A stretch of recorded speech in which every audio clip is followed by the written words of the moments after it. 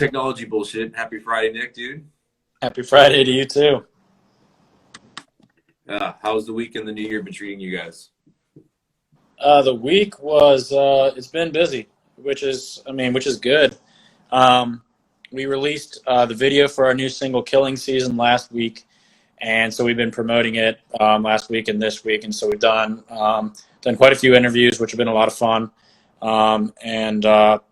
Yeah, just one thing, with a band like this, it's like, there's always something. There's always something we're working on, whether it's an interview or the songwriting process or any of that stuff, rehearsal, networking, anything. So yeah, it's been good though. Well, this is going to be like your guys' breakthrough song, for a band to get on a featured soundtrack for a film for Jason. That's freaking huge. That's like a goal of any artist to try to be on that. Yeah, it's it is like it's a huge deal to us. It's an honor. We really appreciate Jason Brooks, who's the director of the new Friday the 13th movie, for taking us on. It's kind of like every milestone we hit is like, it kind of feels like this. So this is like, not to diminish it or anything. It's so dope, but it's like this is like just kind of like the next mountain. Earlier this year, early in 2020, I should say, we actually had the walkout song for the AEW pro wrestler Alan Angels. He walked out to the ring to "Violence is a Virtue," which was our single at the time. And so that at the time was like, that was the huge, like, oh man, this is so cool. And then, that was awesome. Don't get me wrong. I don't mean to diminish that, but now it's like this thing. It's like, oh man, this is like, yeah, so cool. So it's like, one thing after another, but we're really lucky that things have like fallen in place like this, that this stuff is happening. Well, how did it come into play with being on how'd you guys score the Jason soundtrack? That's like, band, I think it's an underutilized tool for bands. You don't understand, not just for a marketing aspect, but for the royalties going forth, for an extra source of revenue for a band getting featured on someone's soundtrack. Shoot, man, to be honest with you, I hadn't even like thought about making money off this soundtrack. It's just, the way it came about, we got to give a shout out to a guy named Mikey Ruckus, and Mikey is now I'm going to butcher his job title, but he's basically the director of music for AEW. So when you see pro wrestlers on TV, AEW, they walk out to a song, Mikey is the guy behind the scenes making sure every wrestler has a song and getting the song submitted. Like, if there's a new wrestler and they don't have a theme song or a walkout song, he's the guy who makes sure all that happens. So through Mikey, we got that deal with Alan Angels, and also through Mikey, our bass player Matt met a guy named Peter Anthony, who is an actor in a different Friday the 13th movie. And through Peter is how we met Jason Brooks, and Jason Brooks is the director of this movie.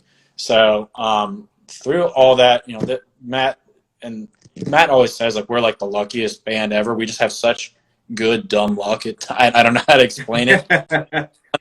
He knows one person, he makes a phone call, introduces you to this person, and then he introduces you to the next, and this guy needs a song for his movie. A lot of stuff has happened like that that just fell in place for us, which we're like really fortunate for. But that's the luck factor, man. That's like, some bands are always questioning it. They have all this talent, but they're like, why the fuck can't we get a break? I'm like, it's the luck factor, man. Things you can't control the luck factor. Yeah, I think it's don't get me wrong, we've been really fortunate, but it's also like we do spend a great amount of time networking. That's the old expression, your network is your net worth. I mean, I really think that rings true in the music business. Oh, 100%. And it's a lot of artists have taken advantage of that during COVID. And I think that's a positive, people coming together digitally and collaborating, doing music, guest features via music videos, via screen time on, Zoom meetings and stuff like that, that networking. It's like, because next thing you know, you could say you became friends with Jonathan Davis, like, oh shit, when tours are allowed to be happening, hey, can we throw these guys on there? Cool, you guys are going to be an opening band just by shooting the shit. Yeah, I mean, like we've you know, found ourselves in positions like that, and it's truly like you're describing. It's like, you know, somebody who knows someone who needs a song or needs a band to fill a slot, and you know, before you know it, you get to meet somebody that you used to watch on TV. So it's really, that's really how it plays out. It's not without a lot of effort, but it's also due to just like a lot of, you know, a lot of awesome support from other people helping us out. And it's better. I mean, and then extra on top of that, not only because you guys are having the great connections with it, your music is just good in general. That's what's going to support it. Like, cool, yeah, you got the connections, but you guys actually write good music, and that's kind of like what the actual defining moment is. Not just like, oh, you know somebody. Your music's actually fucking good. Well, yeah, I appreciate that. First of all, I mean, the guys in seasons all bring something, you know, pretty significant to the table musically, which is, I mean, that's key. I don't know how some of these solo artists, I mean, there's some really talented solo artists out there that write music, and I don't know how they do it. I mean, to me, it's almost like the team effort makes the song strong. Like, we don't crank out a song in a week. It takes a while, and the reason it takes a while is because, you know, I'm a guitar player. I'll bring a riff to the band, and then we'll be like, okay, then let's build on that riff, add some more parts, and then we'll send it to each other, whatever, throughout the week. Think about it. Well, maybe we should add this here. Maybe we should add this there. Randall, our singer, will suggest a vocal melody. We'll come back, bring it together, like, oh, that's cool. And then, you know, we'll go home, think about it some more, make some more tweaks. And it really is just tweaked and thought out, almost thought to death. So, like, it's to the point where by the time the song gets released, we're pretty sick of it because we've heard it so many times. You know, it's not like we just crank them out like that. And there's, you know, there's a reason for it. It's because we like to be intentional about making all the changes we want to make sure it's as good as possible before we release it. Well, it sounds like your guys' music writing process, because everyone has their own different, but it sounds like yours is kind of like a collective table, round table. Someone comes up with, hey, I came up with this riff. Oh, I can put this on top of that. And then you're adding lyrics and stuff on there, and then it kind of builds into this final masterpiece. That's exactly how it plays out. It's really like different pieces stitched together, and you know, lyrically, we all tend to contribute lyrically. Some songs have more like contribution from certain members than others. Like this one, Killing Season, this was largely Randall and I, but the next single we have coming out is very largely written by Mark Spivey. The lyrics were written, and a lot of the guitar parts, most of the guitar parts were written by Mark. So, you know, we all kind of contribute to it. It's not like I'm trying to think of an example, but you know, some band where like there's one guy and that guy writes the lyrics, and there's one guy and his job is the, you know, something else. It's really kind of a team effort. Now, for Killing Season, were you guys say like contracted out, like, hey, we want you to put a soundtrack on there, or did you guys already have Killing Season written, and then you're just like, hey, can we? They saw the song and heard it, and they wanted to put it on the soundtrack. No, the way that went down was like, so Matt, our bassist, Matt Poe, he got in contact with the director, Jason, basically said, hey, we'd love to write a song for your movie. And Jason basically said, well, yeah, write something and shoot it over to me and I'll think about it. That's really how it came about. So he brought it to us. He's like, guys, like, we have this opportunity. Let's write a song, a Friday the 13th song. And we had never done anything like that. Like a song written from a person's perspective, like a character's perspective. So we're like, hell yeah. Yeah. And so we wrote it and sent it to Jason, and he seems like he's been pretty happy with it. And it is sick, dude. It's like, and the music video you guys did with it is freaking awesome and captures that whole horror movie-esque vibe. And that this is probably breaking out a little bit.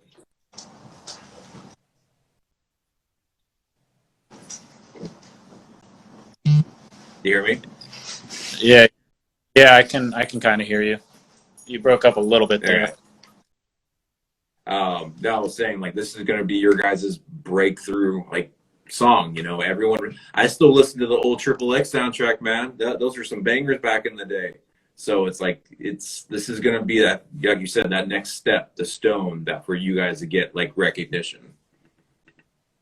Well, that would be awesome. You know, it's kind of funny. We were on an interview last weekend with it was with Sofa King Cool magazine, and CJ Graham was also on the interview, and CJ played Jason in Friday the 13th 6. And so he was telling us, like, yeah, when we were filming Friday the 13th, this was in the 80s when they did that movie. He's like, yeah, Yeah. Alice Cooper did the theme song, and he's like still out playing it live. And I was like, well, Yep. how like crazy would it be if like in 30 years our old asses are out there playing Killing Season still, and he'll spin it off. 65, 70 years old at that point. But no, it's like you're saying, we're really trying to push this thing because, yeah, I mean, we love the song and all, but we want to get it as much exposure as possible, because we want other people to hear it. So yeah, if this is like the breakthrough song, as you're saying, that would be incredible. Well, now even besides, Killing Season, 2020 was still like a busy year for you guys in general because you released two other singles, Circles and Violence is a Virtue. Yeah, we released Violence and we released Circles, and we wrote Killing and Bounce in 2020 as well. We filmed the videos. We filmed both videos in the same weekend in November of 2020. We actually also had another song that we ended up not releasing. That'll be in the season's archive. The Van Halen vault boxes that they're selling now. That's coming out. That's 30 years from now. The re-released greatest hits. Exactly. That's where that. As far as 2020, yeah, like I run into people and they're like, yeah, you guys probably aren't doing too much anymore, are you? It's like, not really. We didn't really slow down. It's just kind of a shift. Like, it's a shift from when you rehearse, like getting ready to play a live show. It's a shift from that to staying sharp on old songs and writing new songs. And then thinking about all the other pieces like music videos, photo shoots, the artistic concepts for all those. How do we want to portray ourselves in these photo shoots? How do we want to frame up this music video? Who do we want to get to film the music video? The day-to-day stuff is kind of hard to describe because it's so sporadic from day to day. But yeah, we really haven't slowed down much at all. I mean, yeah, we haven't played live hardly at all in the last year, but as far as being active as a band, we haven't really missed much of a beat. Well, that's what it had to be for bands to pivot during 2020, all the concert tours back down. So either you're going to stay silent and be irrelevant and no one know about you, or you take this time to be productive, start mapping out what you want to do, get songs ready, get songs released, doing music videos however you can safely. And sounds like you guys took the most productive route for 2020. Yeah, I hear a lot about how every band is like sitting at home, so they're probably going to come out with like cool music soon, which is probably true. But like, I'm kind of looking forward to like what they do live when we come back live. Like, I hope the other bands in our scene and in all scenes have been thinking about like how we're going to come out and be the standout band that plays live, because that's going to be awesome. So like doing over the top stage shows and stuff like that. I mean, I can already see you guys touring with Ice Nine Kills, like Ice Nine Kills, Chelsea Grin, Whitechapel. That's like, that'll be the perfect tour for you guys to come out on. Dude, we would shit a brick to tour with any of the bands. Mostly because like for Killing Season, like Ice Nine Kills did the whole horror movie themed album. Yeah, and have Spencer come out for Killing Season, do guest vocals on that. Yeah, blow up. It's kind of funny. We get compared to Ice Nine Kills a lot. Like we love Ice Nine Kills, but like I think it's because of Killing Season, because of their horror themed songs. We get compared to them all the time now. Yeah. That's which is still a good comparison. But like, you get sounding wise, you sound a lot different. But comparison wise and like what you guys were doing, yeah, I think it's completely understandable. Now, are the two singles that you guys released during 2020, are they going to be part of an EP album coming out? Whatever you guys have been working on? Well, so we switched singers in 2020. So Circles and everything before that was somebody else. And Killing Season and the follow-up single after that is Randall Sykes. And Randall used to be our drummer. So, I mean, we've known Randall for a while. And so, like, when we do the next EP,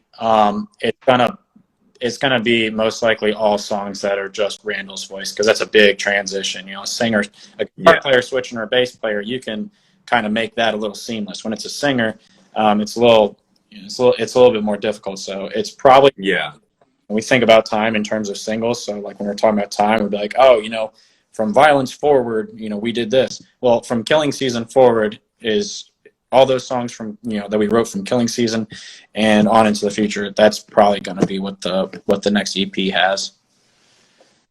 Well, in talking about, because you guys brought it up to me saying, hey, we're going to be announcing a new band member.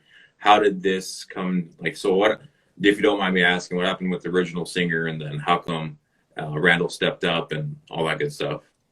Well, with the old singer, we kind of decided it just, you know, would be better for both parties. I think he felt the same way. I think he wanted to do his own thing, and we were kind of thinking of a different direction. And you know, from what I understand, our old singer, he's doing well, and we wish well for him. We love the guy. I mean, you know, it's kind of hard when you're a band and you split, especially with a singer, because that's such a significant part. But you know, it's, you know, definitely wish the best for him. But as far as Randall, like I said, Randall played drums, and Randall like practiced vocals. I think he was like practicing vocals on the sideline, like quietly hoping an opportunity would open up. That was hoping for that time to shine. Yeah. And the day we were like, well, Randall, do you want to do it? He was so stoked, because he would send us these like when he's writing songs, it's always like when he's showing us an idea, he'll send us a video of him playing the drums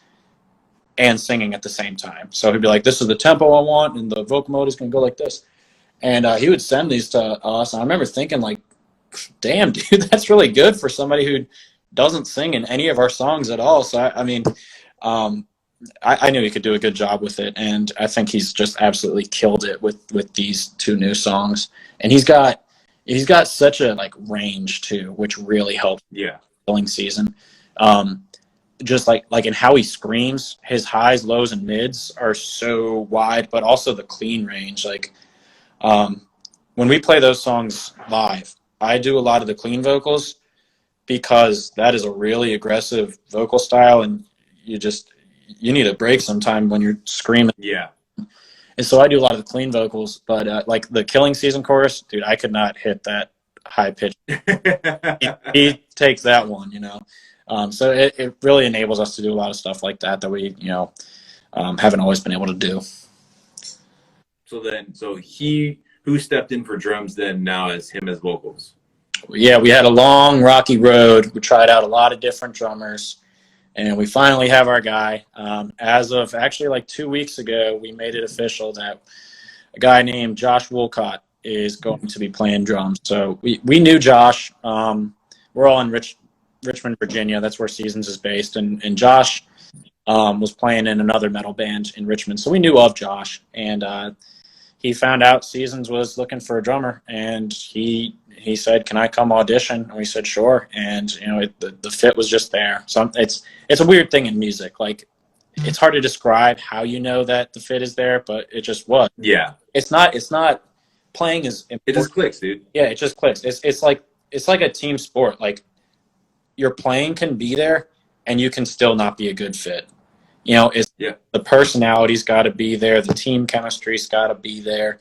You got to be willing to, like, kind of play the way the team wants to play. If you're, you know, if you want to do this as a hobby, that's great, but that's not going to cut it with what we do. It's, you know, it's 7 days a week. So, and he's been absolutely awesome ever since we asked him to join. So we couldn't be happier. Yeah, dude, and honestly, it sounds like 2021. It's going to be like, you guys got everything is set. The whole team is set up. What are you going to do? You're you're ready to step up to the varsity league, and it's going to come out with a big bang, especially as soon as the film comes out. Shit, I hope. I mean, like, the lineup changes are such like, they make it so much harder to push forward, because it's like, you know, you're writing a new song and it's like, oh, boom, have a new member. Okay, we have to teach this new member the new songs. And then you make some more progress. Yeah. Oh, boom, we got to pivot again. And so now that we have this lineup, yeah, I hope, like, to what you're saying, like, the governor's off. We can see what the machine can really do now. Exactly. Well, now for recording wise, because, you know, I'm a guitar player myself. What have you been using for your recording? What's your go-to acts? I'm a pretty simple man when it comes to my instruments. I play an Epiphone Les Paul, but I don't really play that much for the season stuff. I play a Schecter for all the season stuff. So as far as recording, our engineer we use, Jeremy Anderson of the band Revenant, he's really good about being able to tweak the equipment we're using to get the tone we're looking for. We don't record live or anything like that with amps through microphones. We record 100% in the box. So it's really all dependent, like tone and stuff is all dependent on Jeremy and what he's mixing up, and he always does a really awesome job with it. So that was literally going to be my next question, was like, are you guys going straight analog, or are you doing, you know, plugins and whatnot? Because it's kind of like, it's right now recording, everything's really going analog now. Yeah. It's just like kind of like it's like, I mean, digital.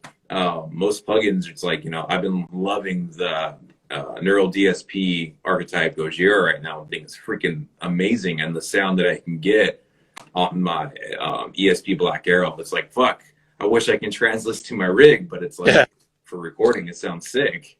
Yeah, you're like basically limitless when you're recording in the box as opposed to recording live, which is, I guess, kind of good and bad, because like you're saying, like, you can't always emulate it live like you want to, but like when you're recording something, like, the sky's the limit. You can do whatever you want, and the same is true for like all instruments. Like, you can make drums do things that you would never be able to do in real life. You could double bass, you know, crazy fast. Yeah. Make music that you couldn't even play live, which is kind of good and bad, I guess. Well, now, what's your live setup? What's your live rig? Are you going full half stack, or are you going Kemper? So I play my amp is a PV6505, and I play through a Marshall 4x12. And that, for what we've done since I joined the band, that's gotten the job done. I actually plan to upgrade this weekend. I was going to go to Guitar Center because I heard that they've been having some financial difficulties, and therefore they've been having some sales. So I'm going to see if there's any opportunities I can swoop in on. But you know, I'm not sure exactly what I'm going to be looking to get. But yeah, for now I've been using the Marshall 4x12 as my cab, and the PV6505. It's a powerful amp. You know, Oh, dude, yes, it is, man. And it's like, can shake a city. I was on, I use OfferUp a lot, and I just saw it. I'm like, fuck, I should grab this, because before somebody else does. Someone's selling a PV 5150 for $800 out here in Los Angeles. That is that's a nice rig. I love. And I was like, because most of the time you see them on like Reverb for like $1,000, at least $1,000, and then plus shipping or some shit. Mm-hmm. So I was like, damn, I should grab this PV while it's right there. Yeah, get it while you can. So then what's your opinion on, you know, it's starting to really get to that. Like, a lot of bands are going the digital way of Kemper and going straight to the PA. They're not having a half stack with them. They're not bringing a whole rig and just plugging straight to the PA for other concerts. What do you think about this digital way of concerts? Yeah, I don't really, to be honest, I don't really care like that much. I care more about, like, I don't care how you do it. I just care, can you deliver the sound that's going to be energizing for the crowd? And I do, you know, I think all of us in Seasons take pride in how we play, both like from a technical level and to an energetic level. If you come to a Seasons show, we want you to hear good music. We want to play well, but we also want you to walk away like, wow, those dudes went out and worked. They were headbanging. They were jumping off amps. They were, doing guitar throws, doing everything. They were doing anything but sitting still. That was the most energetic band I've ever seen. That's what we want people walking away thinking. And so, like, as far as like how you get the sound, personally, I don't care as long as you do get the sound. And when I go see a band live, I do want to see some energy. I saw a band, a big national band. I don't want to name them because I don't want to give anybody a bad name, but so bored up there. And I had paid for a ticket, and it was like, man, I would kill to be on the tour you're on right now, to be up there in your spot. Can you at least act excited to be here? And so, that's kind of what I take with me, and I think the rest of the guys in Seasons do, is we want, like, if you come see us, we want you to feel like, yeah, I got my money's worth. That was an awesome show. Yeah, I've seen that. I'll even break, because I've done certain reviews and shows, and like I've seen Chevelle a handful of times. I'm afraid to put their name in it. Like, some shows, damn, they're on their game, and other shows, they just look like they're hating life and they don't want to be here. Yeah, I've seen the same thing with bands in the past. I don't know what that's all about. I guess you never know what they're going through that day, but yeah, frustrates me. Well, yeah, it's because, like, people maybe that this perfectly brings into then. So the bass player for Nightwish, he recently kind of like left there. I don't know if you heard of them. They're that big Swedish or Finland or European symphonic death metal, huge, been around for a long time. And he recently left because he was feeling so frustrated about more the money side of how much effort he had to put in for social media, playing, just the amount of extra work he had to do to make a living. And he stepped away, and he wrote this whole Instagram page thing about saying that I'm sick and tired of the music industry, streaming services, and all the hard work I have to do. And I'm reading it, and I'm thinking to myself, you're looking at it the wrong perspective. Yeah, it's going to be a lot harder. Rock is the hardest genre to break out in and have a successful career in it. But it just sounded like he lost the sight of what he was doing. And the sight this was his passion. Mm-hmm. The creativity, enjoy being creative. Enjoy that you're able to express yourself in your own music way.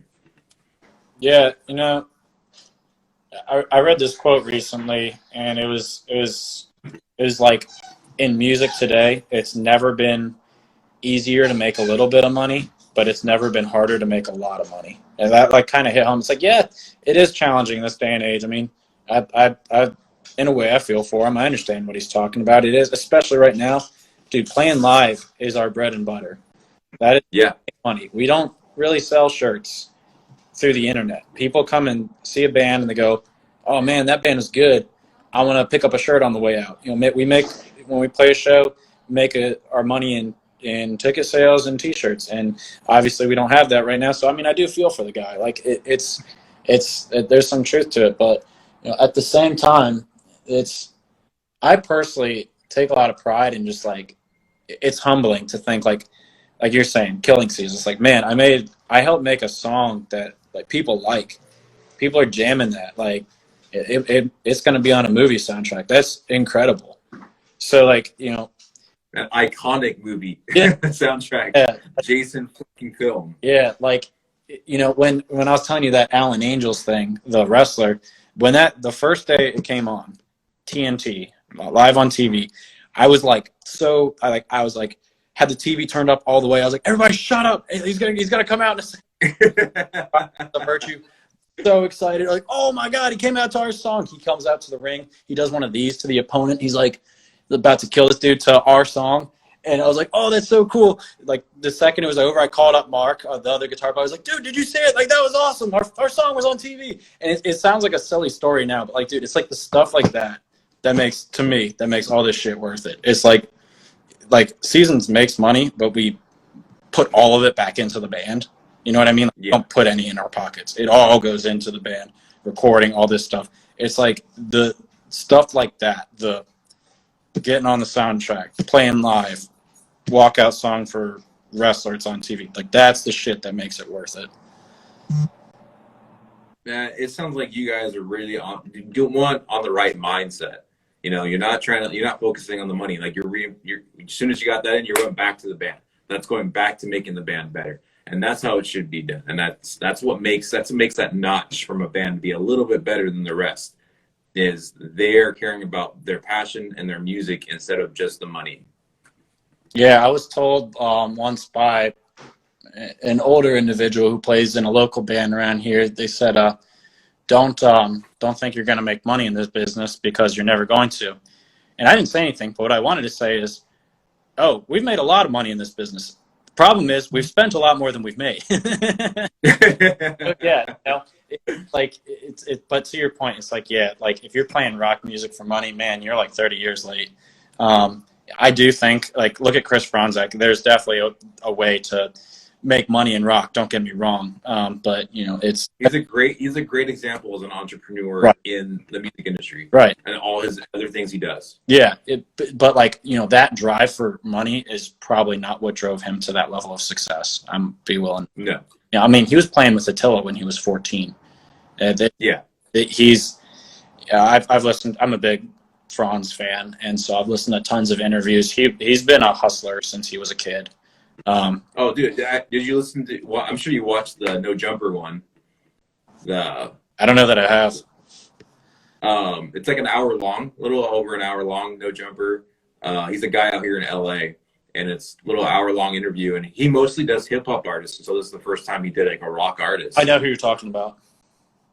Yeah, that interview was on point. It was like, it's a great interview. Just if you don't like Attila or you don't like Franz, but just as an artist and you want to learn and pick somebody's brain about what they're doing outside of music to stay creative and relevant, that was a great interview to watch. Yeah.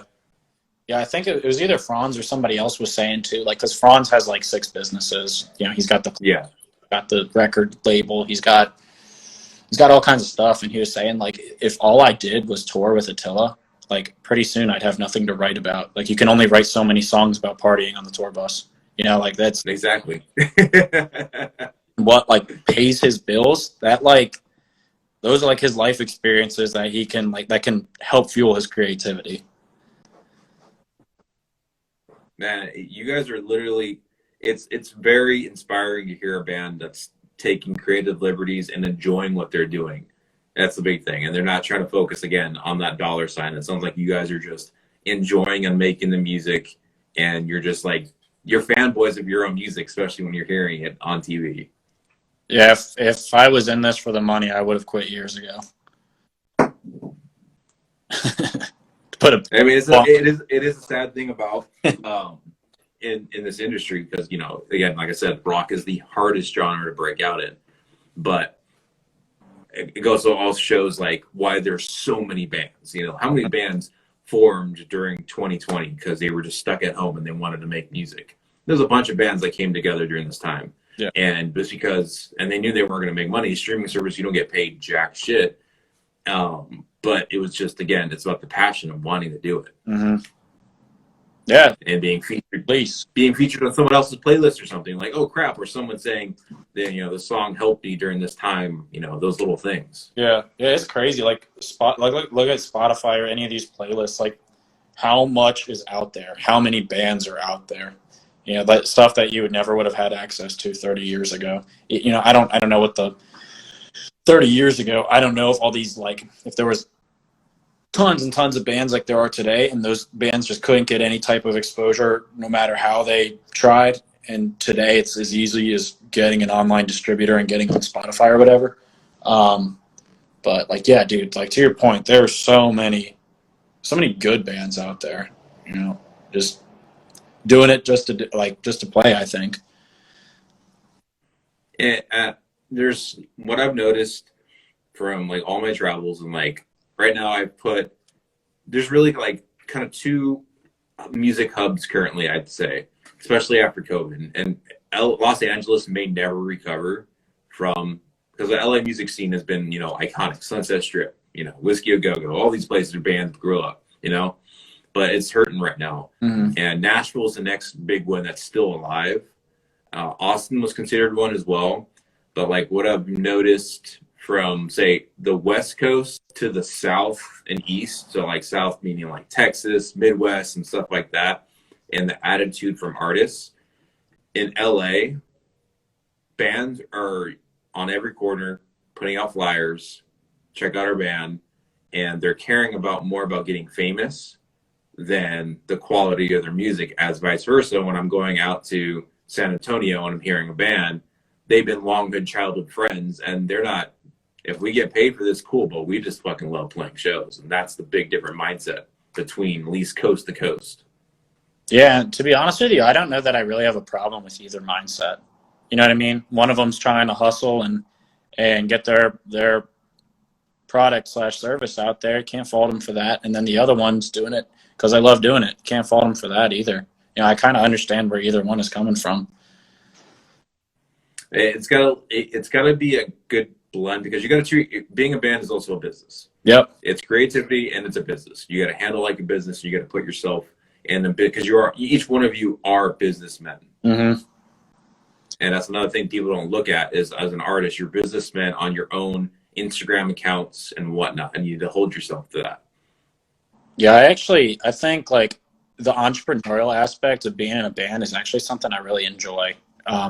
I tell people who ask like, how can my band be successful? It's like, you know what? This is how I see it. If you want to be a successful musician in this day and age, your musicianship is important. Don't get me wrong, but you got to be an entrepreneur first, and you got to be a social media almost influencer. I mean, that is the music world seemed to used to live on Facebook and Instagram and TikTok. Now it really lives on Facebook, Instagram, and TikTok. And so, you know, it's a lot of people like to play just to play, and I totally understand that. You know, when I picked up a guitar when I was 13, I liked playing just to play. I didn't think at all about it as a business, but at this point, I definitely do. And it's, you know, that entrepreneurial, like, trying to get to the next step, that's what I think pushes a lot of bands forward. Yeah, and that's you pretty much, you hit it on the nail. Like, because some bands chose to take, and even bands I'm friends with out here, and they're not active on social media, they're not posting stuff, they're not doing anything. I'm like, you're taking the exact wrong. Everyone right now is on their phone. Mm-hmm. This is the time you need to, whether it even just be like, there's a drummer, a great drummer, dude, he's incredibly talented, for a band out in England I interviewed called Raven Eye.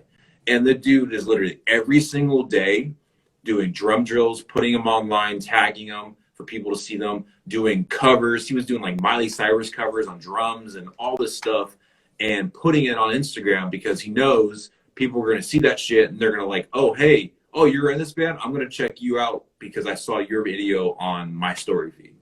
There's a guy, I'll give him a shout out right now. I don't know him personally, but I'm friends with him on Facebook because of that. He's a guitar player, and his name is James Fox. I don't know if you're familiar with. He wears the Army uniforms. I haven't seen him. He's like developing a bit of a following. He like literally, he's got this setup where he'll have like a TV behind him, and he'll be playing a guitar, and he'll be playing along with some song, and on the TV behind him is the music video for that song. So Alexi Lio, I loved Children of Bodom growing up. He just passed away. So James has been doing tons of Children of Bodom tributes. And it's just like, it's like you're saying, every day he's coming out with something. He's playing Angels Don't Kill or Blood Drunk or any of the, you know, Trash Law Strung Out, any of the old Children of Bodom songs.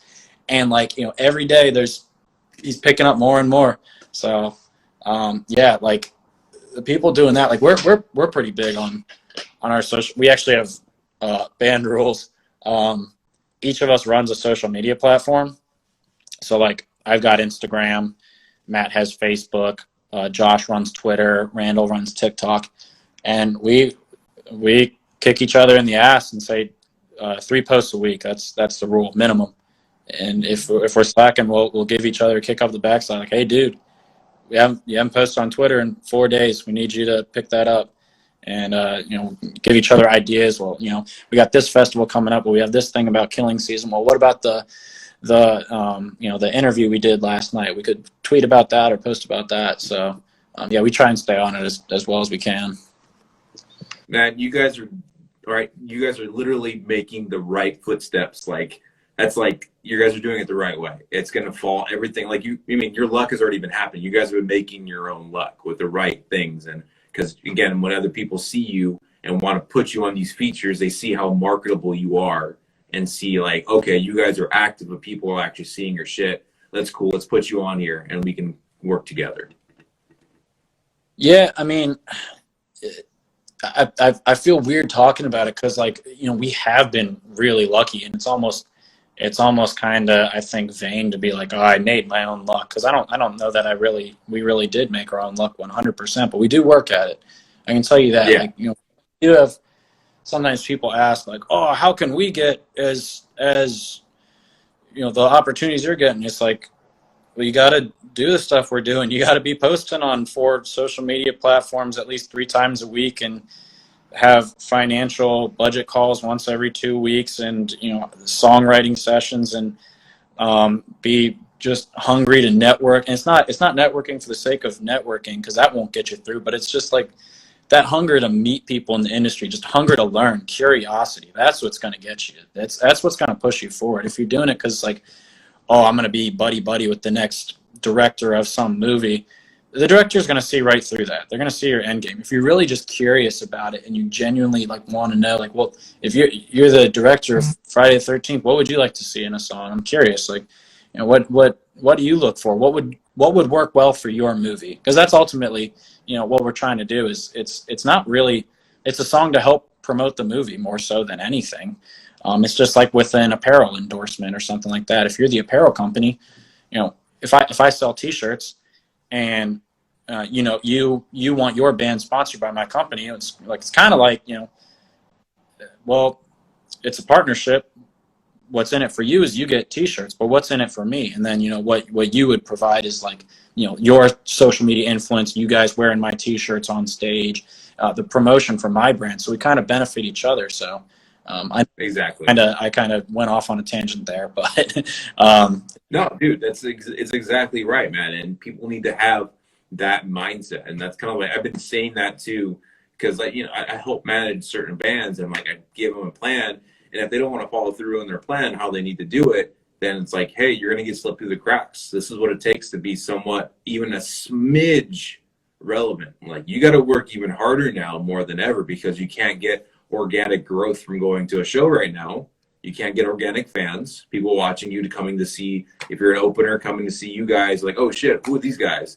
You don't have that anymore. So now you got to take every other extra step and do it times 10 because everybody else is doing it. mm-hmm.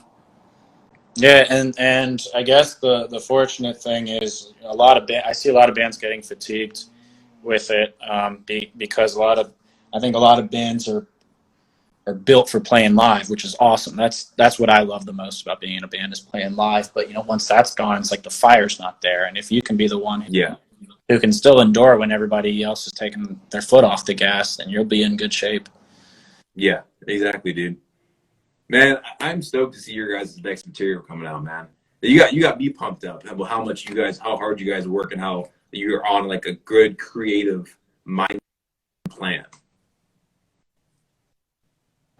Well, I'm stoked to. I'm actually curious. I want to see your stuff now. What's your band called? Oh, I'm not in a band.